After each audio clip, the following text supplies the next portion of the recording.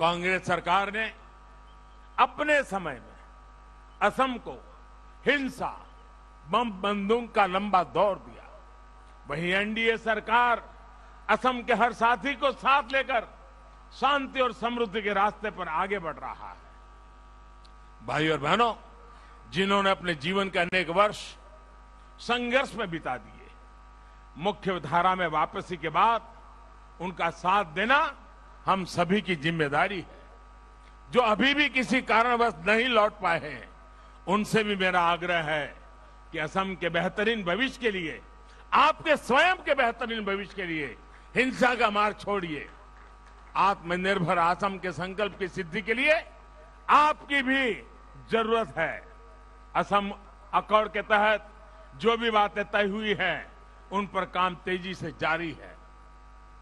हर जनजाति की आकांक्षाओं को, सभी के हित को ध्यान में रखते हुए असम की सरकार के प्रयास निरंतर चल रहे हैं। जिस प्रकार बरसों पुरानी समस्याओं की शांति के साथ हल किया गया है, उसी प्रकार बची हुई समस्याओं का भी समाधान तलाशा जाएगा।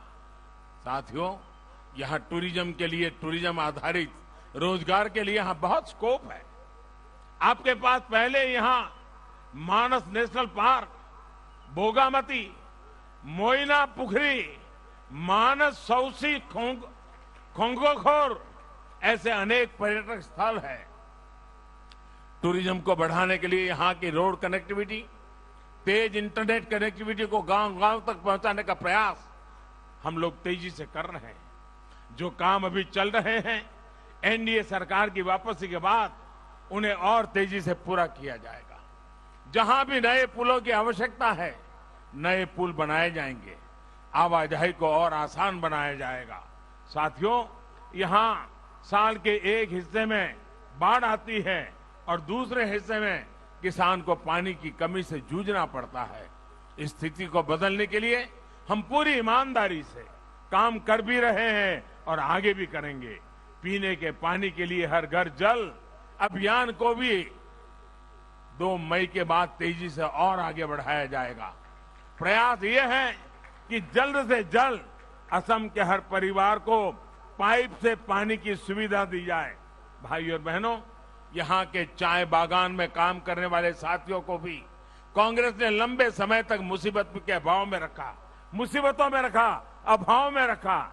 चाय बागान में काम करने वाले लोगों के लिए सबसे ज्यादा काम एनडीए सरकार ने किया है। इस साल के केंद्रीय बजट में चाय बागान में काम करने वालों के लिए 1000 करोड़ रुपए की विशेष व्यवस्था की गई है। 1000 करोड़ रुपया शायद पहली बार आजादी के बाद एक साथ चाय बागान के लिए खर्च करने का तय हुआ है। चाहे मजदूरी में वृद्धि हो, आपको अनेक योजनाओं के तहत बैंक अकाउंट से सीधे मदद हो, स्वास्थ्य और घर की सुविधाएं हो, ये काम आगे निरंतर चलते रहेंगे। भाई और बहनों, मेरा उन युवा साथियों से विशेष आग्रह है जो पहली बार वोट डालने जा रहे हैं। देश की आजादी के 75 वर्ष का पर्व मनाते हुए आप जो वोट डालेंगे, वो इस बात को भी तय करेगा कि जब हम आजादी के 100 वर्ष मनाएंगे तो असम कितने आगे होगा। भाजपा के संकल्प पत्र में इसके लिए स्पष्ट रोड मैप हमने रखा है। आज डाला गया आपका वोट आपके भविष्य के 25 वर्षों की नींव तय करेगा। असम के एक बड़े हिस्से ने अपना दायित्व निभा दिया है। 2 राउंड के मतदान में सबने बहुत उत्साह के साथ इस सपने को पूरा करने के लिए अपना काम किया है। अब बारी लोअर असम की है, आप सबकी है। महाजोत के महाजूट को आपको सिरे से नकारते चलना है।